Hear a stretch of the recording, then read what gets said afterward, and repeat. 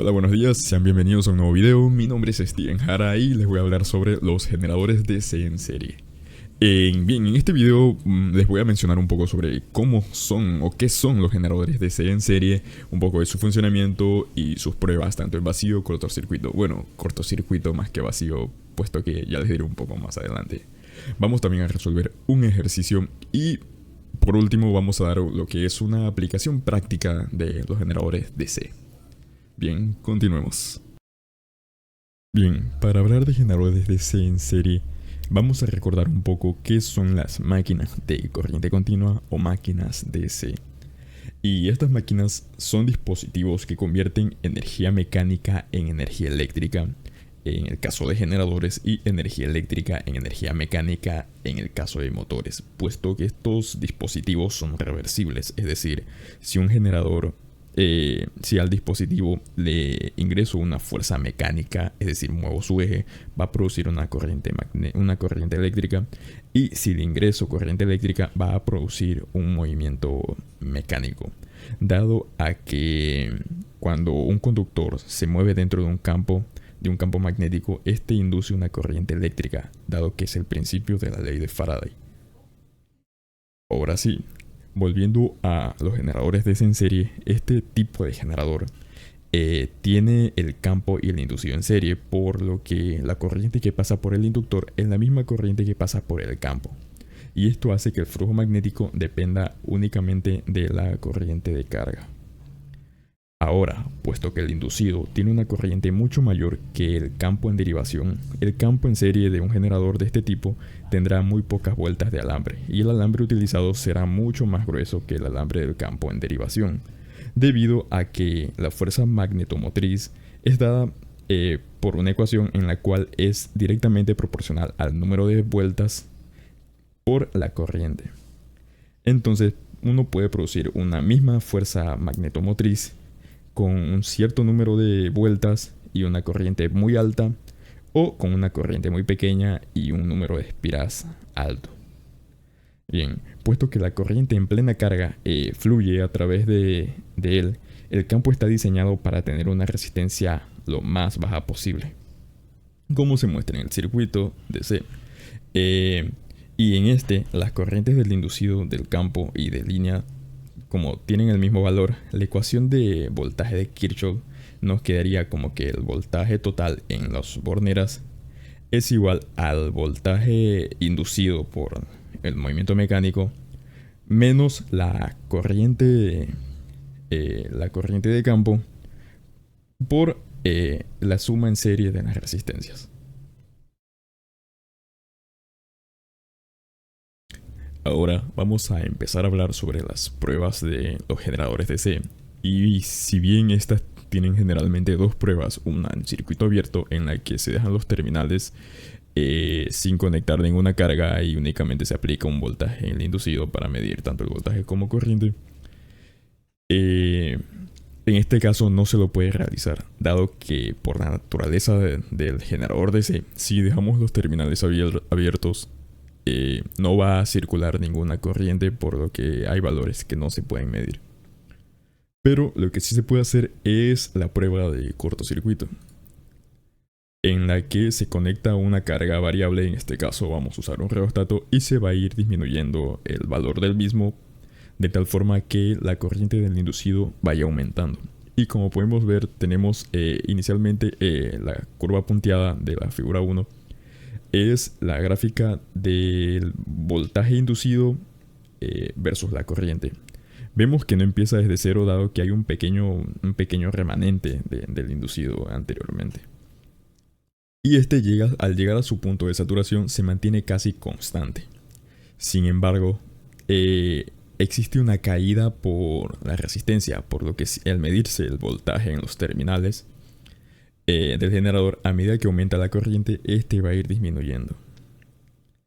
Y sin embargo, existe aún una caída aún mayor debido a la reacción del inducido, y esta hace que el voltaje caiga prácticamente a cero a un determinado nivel de corriente, que este sería el valor de la corriente nominal de la máquina DC. Ahora procederemos a resolver un ejercicio planteado. Bien, el ejercicio nos dice que un generador DC en serie de 9 kilovatios, 125 voltios, 1150 RPM tiene una resistencia de inducido y polos de conmutación de 0.1 ohms y una resistencia del devanado de excitación de 0.05 ohms con la máquina en marcha normal. La caída de tensión por contacto de escobilla con colector es de 1 voltio y nos pide calcular cuando la máquina funciona a plena carga la intensidad de corriente en el inducido, el valor de la FEM, la potencia eléctrica total y la potencia perdida por el efecto Joule en los devanados y en las escobillas. Bien, ahora, analizando un poco más el ejercicio, tenemos un generador DC en serie de 9 kilovatios. Eso quiere decir que esta es la potencia en los terminales del generador máxima que puede entregar, es decir, puede llegar hasta 9 kilovatios. Nos dice 150 voltios, 125, perdón, voltios, pero nos dice calcular cuando está a plena carga, por lo que son 125 voltios nominales en los terminales del generador, 1150 RPM igual con la carga. Y nos dice, por lo que vamos a ver acá. Procedemos a dibujar nuestro generador. Bien. Nos dice que tiene una resistencia de inducido y polos de conmutación de 0.1 ohms. Vamos a poner esa resistencia de los polos. Nos dice resistencia de inducido significa que internamente el generador ya tiene una resistencia de inducido. Y acá tenemos la resistencia de conmutación, a la cual vamos a llamar RC. Ya. Y esto vamos a llamar R1. Y también nos dice que una resistencia del devanado de excitación de 0.5 ohms. Vamos a dibujar esa resistencia por acá. Y vamos a llamar la RS igual 0,05 ohms. Ahora, como nos dice calcular a plena carga, vamos a conectar una carga en los terminales. Vamos a ponerle R y tenemos que medir este voltaje. Vamos a llamarlo voltaje B. ¿Ya? Ahora también nos dice que hay una caída de tensión por contacto de escobillas. Vamos a dibujar aquí unas escobillas.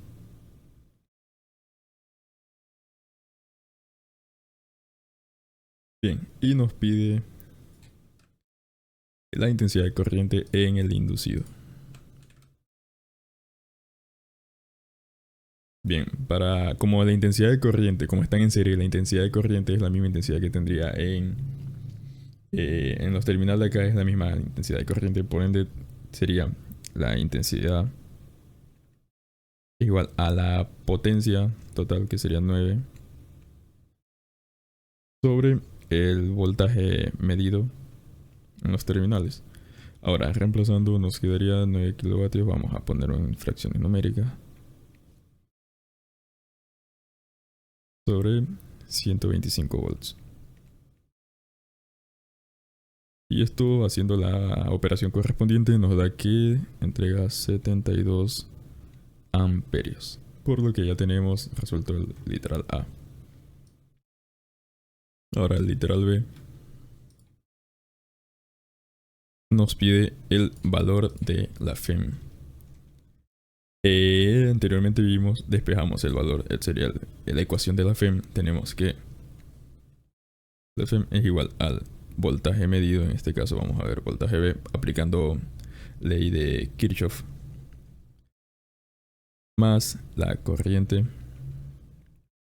por la suma de las resistencias. En este caso sería RC, la del generador, más la resistencia del conmutador, más la resistencia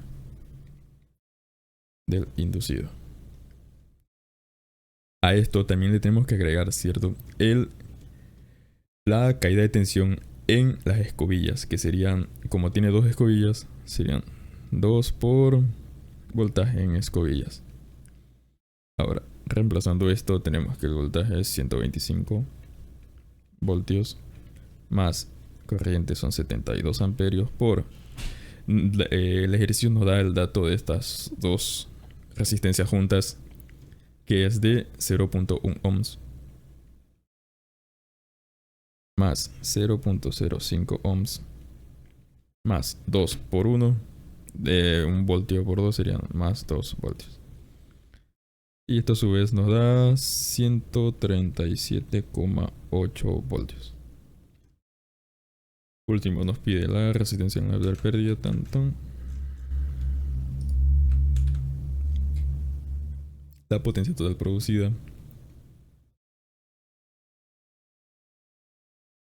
Que vendría a ser tanto la potencia útil como la pérdidas. Bien, para esto tenemos que la potencia total es igual a la FEM multiplicado por la corriente, que vendría a ser 137 voltios por 72 amperios, los que nos da el valor de 9921.6 vatios. Bien. Y por último tenemos la potencia perdida por el efecto Joule, que vendría a ser prácticamente las pérdidas. Las pérdidas por el cobre. Y para estas pérdidas tenemos que hacer prácticamente restar la potencia total menos la potencia máxima o la potencia útil, que en este caso nos dijeron que es de 9 kilovatios, menos potencia útil, digamos. Ahora reemplazando, nos queda que es 9921.6 vatios menos 9000 vatios. Nos da como resultado 921.6 vatios. Y ya habremos acabado de resolver todas las literales que nos solicita el ejemplo. Finalmente tenemos la aplicación de generadores DC, que en este caso es un poco de historia, mencionar que se usó en los sistemas de iluminación en trenes antiguos, ya que particularmente antes de la electrificación generalizada se utilizaban generadores de serie para alimentar los sistemas de iluminación, y estos eran impulsados principalmente por el movimiento del tren, que estaban conectados a la maquinaria rotativa del tren, como son las ruedas o el eje principal. Y esto ofrecía varias ventajas, porque imagina que un tren que se mueve por la noche en un trayecto largo, a medida que el tren aumenta su velocidad, el generador DC también acelera, incrementando la producción de electricidad. Y esta energía se distribuye a su vez a las lámparas de todos los vagones, proporcionando una iluminación adecuada y estable para los pasajeros. También tenía una pequeña desventaja, y es que si el tren desaceleraba, la salida del generador también lo hacía, por lo que la luminosidad de las luces iban disminuyendo. Sin embargo, dado a la naturaleza de las luces incandescentes utilizadas en esas épocas, la reducción en la luminosidad no era abrupta, lo que mantenía un entorno suficientemente iluminado, aun cuando el tren desaceleraba, caso contrario cuando se detenía. Sin embargo, ahí podemos ver una aplicación de lo que son los generadores de DC en serie. Ahora, tiene algunas características que, como ya se mencionó anteriormente, es la dependencia en la velocidad. Y esto es que a medida que el tren aumenta su velocidad, la corriente y el flujo magnético en el generador también aumenta, lo que aumenta también su tensión de salida. Y esto es ideal para una iluminación, ya que las luces brillan más cuando el tren se mueve más rápido, lo que es deseable durante la noche, la verdad. Tenemos su eficiencia a altas velocidades, dado que a medida que el tren se mueve más rápido, llega a un punto de saturación, lo que ofrece un voltaje estable. También tiene una adaptación automática a la carga, y esto es que si se aumenta la demanda de energía, es decir, agregando más luces, el generador responde aumentando el flujo magnético, y esto a su vez provoca que la tensión de salida también aumente.